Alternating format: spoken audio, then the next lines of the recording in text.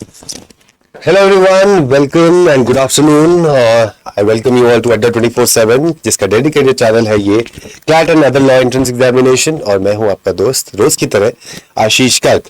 ठीक है, मैं आपके लिए लेके आता हूँ ये वोकैब के सेशन जो आपको पता है कि कितने इंपॉर्टेंट है आपके लिए, क्योंकि आपका पूरा का पूरा पेपर, चाहे वो हो CLAT चाहे वो हो AILET, उसमें इतना जरूरी है वोकैबुलरी आना, क्योंकि उसी की वजह से पेपर आप समझ पाएंगे और पढ़ पाएंगे ढंग से।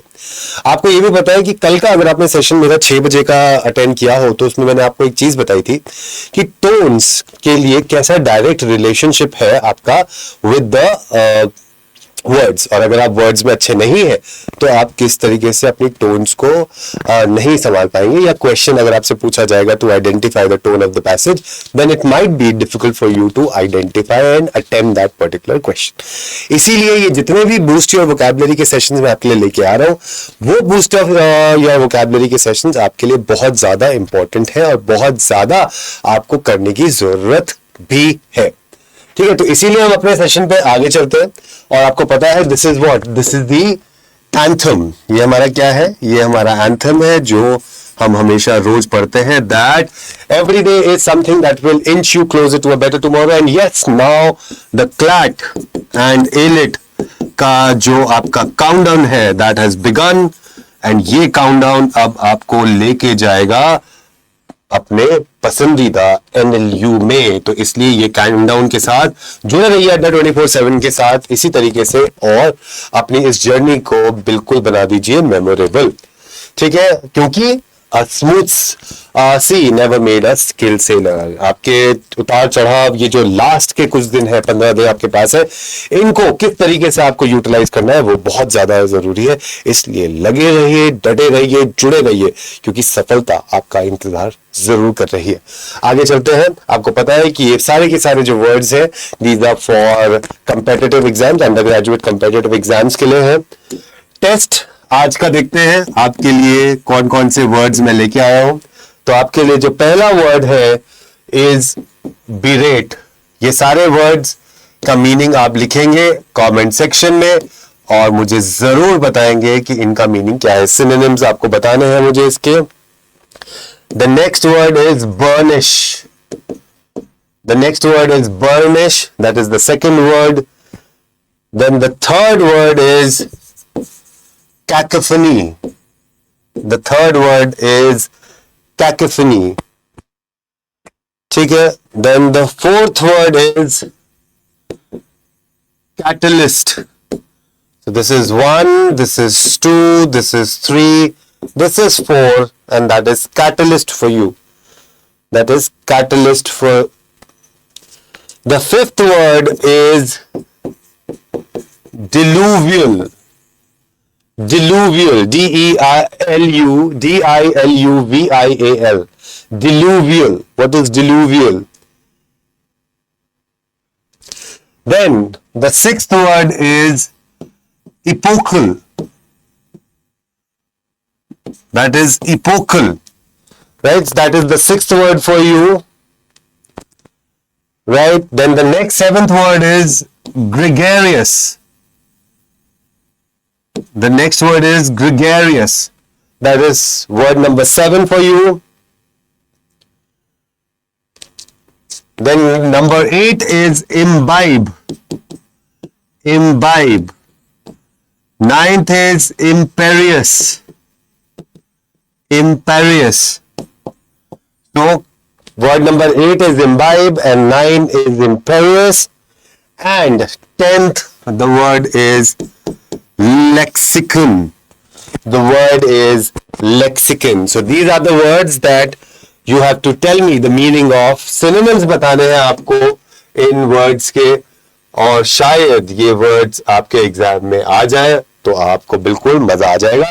तो ये वर्ड्स आपको याद करने हैं, इनका मुझे सिनोनिम्स लिख के बताना है कमेंट सेक्शन में, मेरे को इंतजार रहेगा उन सबका। चलिए अब हम चलते हैं अपने आगे। तो पहला वर्ड जो आपके लिए मैं लेके आया हूं is desist. Desist is something very similar to resist. किसी चीज को रेजिस्ट करना, किसी चीज को रोकना, किसी चीज को कम कर देना, बिल्कुल बंद कर देना काम करना, उसको बोलते हैं हम desist. So what is desist? Desist होता है to stop doing something, to abstain from, to refrain from, किसी चीज को अपने आप को करने से रोकना, उसको हम बोलते हैं डिजिस्ट। क्या बोलते हैं उसे? उसको हम बोलते हैं desist. The soldiers have been ordered to desist from firing their guns. ठीक है, वो बोलते ना कोई फायर नहीं करेगा, कोई फायर नहीं करेगा मेरे ऑर्डर्स के बिना। तो क्या बोल रहा हूं मैं? सोल्जर्स को मैंने बोला है I have ordered to desist from. अब याद रखिए, देखिए यहां पे लगा है फ्रॉम, ठीक है। तो क्या हम ये इसीलिए बताता है कि हमारे जो प्रेपोजिशंस है वो क्यों इंपॉर्टेंट है, इसीलिए हम लगाते हैं ना प्रेफर के साथ टू। अभी भी हम बहुत सारे लोगों को देखता हूं कि वो ओवर ही लगाते हैं, that is wrong. So the meaning starts with to, desist from एक एक्शन है अपने आप को करने से, तो therefore the part of speech is a verb, therefore part of speech is a verb, ठीक है। Let's go to the next one. The next one is, I hope ये सबको समझ में आ रहा है, आई होप ये सबको समझ में आ रहा है, लिख के जरूर बताइएगा मुझे। तो that is desist for you. Let's go to the second word. अब ये देखें ये किससे रिलेटेड है। ऑलराइट, आई एम श्योर ये सब लोगों ने सीन देखा होगा, a movie that is very close to so many of us. Alright, उसमें ये सीन था।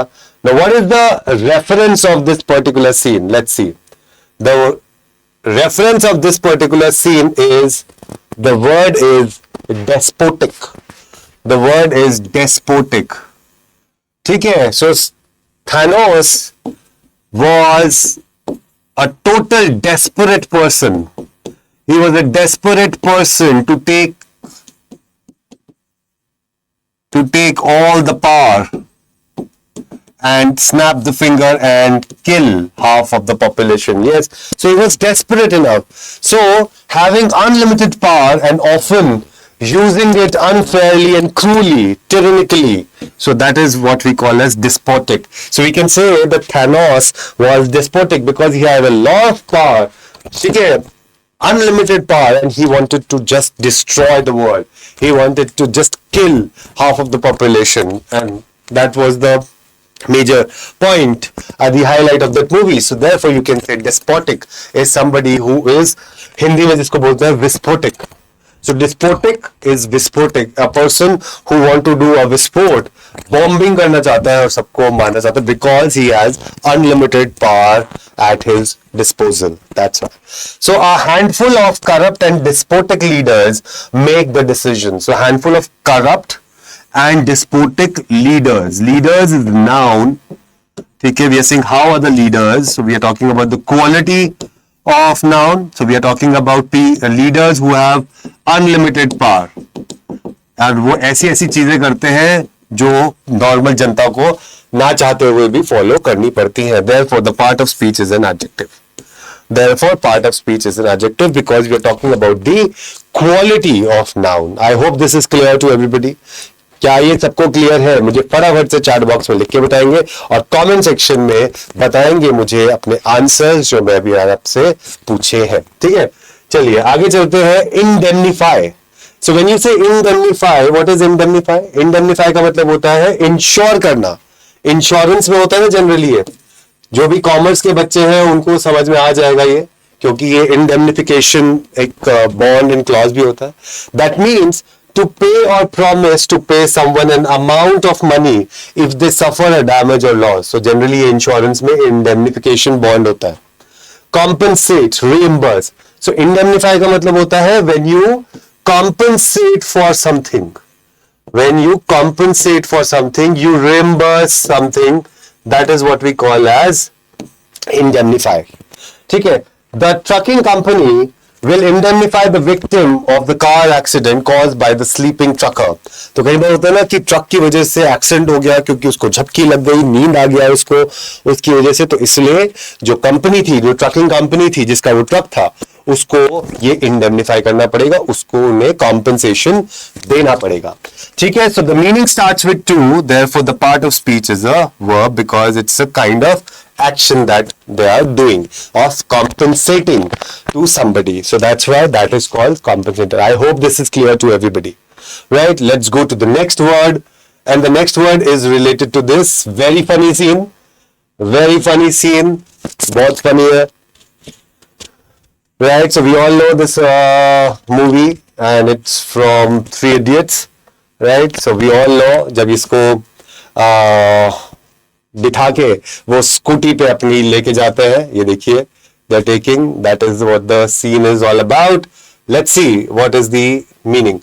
So that is called infirm. Infirm. What is infirm?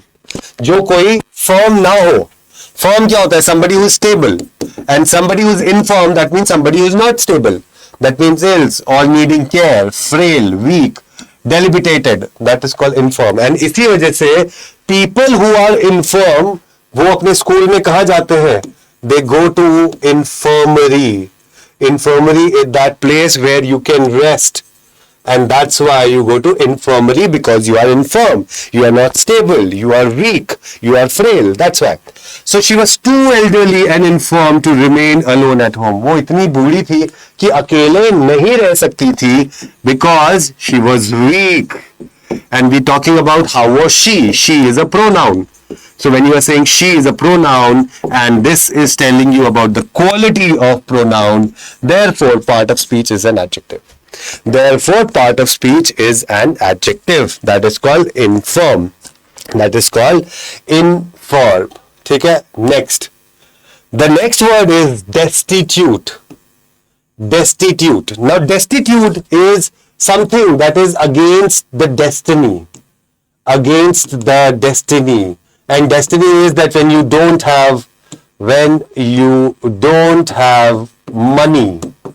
So I was not able to come with a better mnemonic, but if you can relate to this, कि भैया हमारा सब कुछ हो गया, something against the destiny हो गया है, उसको हम क्या बोलते हैं? Destitute. So without money, food, home, possession, penniless, indigent, impecunious, मतलब basically जिसके पास पैसा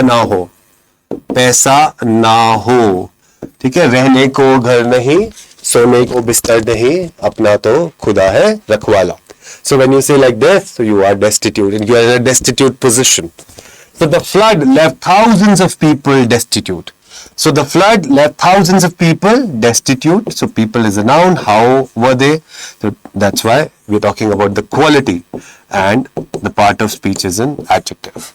ठीक है, कमेंट सेक्शन में आप मुझे ये भी लिख के बता सकते हैं कि डेस्टिट्यूट का एक बेटर निमोनिक अगर आपके दिमाग में है तो जरूर लिख के बताइएगा मुझे कि डेस्टिट्यूट का एक निमोनिक हम क्या यूज कर सकते हैं. Let's go to the next one. irksome. ये तो बहुत इजी है. irksome क्या होता है?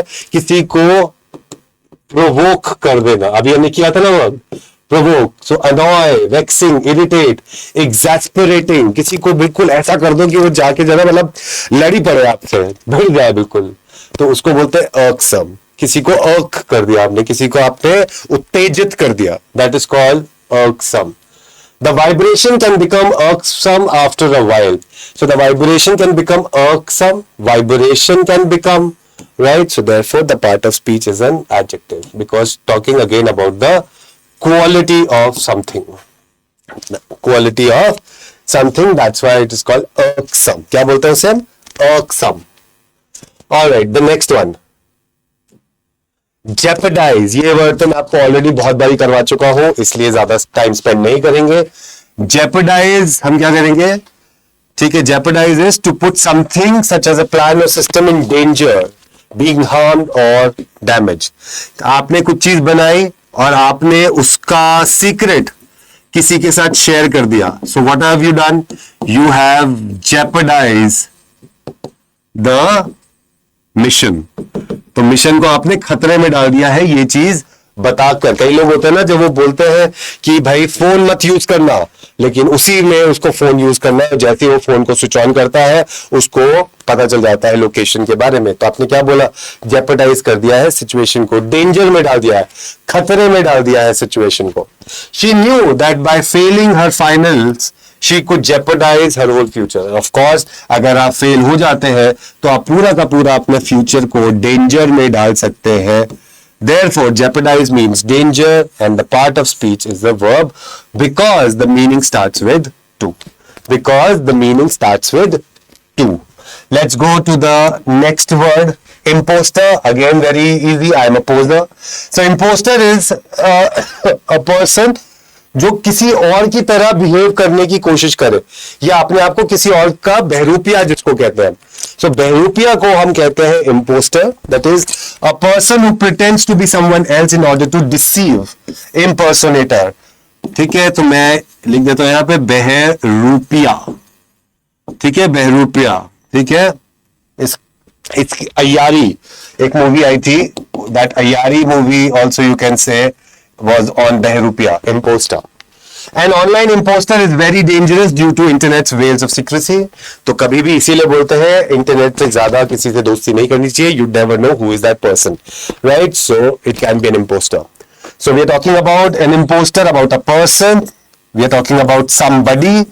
Therefore, the part of speech is a noun. Therefore, part of speech is a noun. Let's go to the next one. The next word is dwindle. Dwindle का मतलब क्या होता है?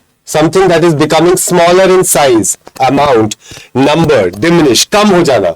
Something that is कम हो जाना, shrink हो रहा है जो चीज, उसको हम बोलते हैं dwindle. The community had dwindled to a tenth of its former size. कम हो गई है. ठीक है, कोई चीज जब कम हो जाती है, shrink हो जाती है, उसको हम बोलते हैं dwindle. The meaning starts with to, therefore part of speech is a verb. Very easy word, हम कर चुके हैं पहले भी. ठीक है. All right, so the next is the word is through this, and what is it? The word is disconsolate. Disconsolate is somebody who is very sad and extremely disappointed, disheartened, doleful. कोई बहुत ज्यादा दुखी हो जब. Somebody who is dukhi, somebody who is like morose. ठीक है ना? Somebody who is gloomy, melancholy. ठीक है, ये सारे के सारे words you can relate to disconsolate, and this is the negative root. This is the negative root, so that is called disconsolate. The players were disconsolate after losing what should have been an easy game. कई बार होता है ना, जब India अभी recently out हुई तो हम सब लोग कैसे हो गए थे? We all were disconsolate. We were all disconsolate because India was out of the World Cup. Right? So the players were disconsolate. We are talking about the players. Players are noun. We are saying how are the players? So we're talking about the adjective here. We're talking about the adjective here. Right? So इसी के साथ ये session यहीं पर ही खत्म होता है. बस आपको जाके ये कोड लगाना है. You can take the Sprint 2.0 batch. Also, you can take the test series. All right, and if you take this, apply this particular code, get the required discount, and ऐसे ही हमारे साथ जुड़े रहिए अड्डा 24/7 पे. My name is Ashish Garg.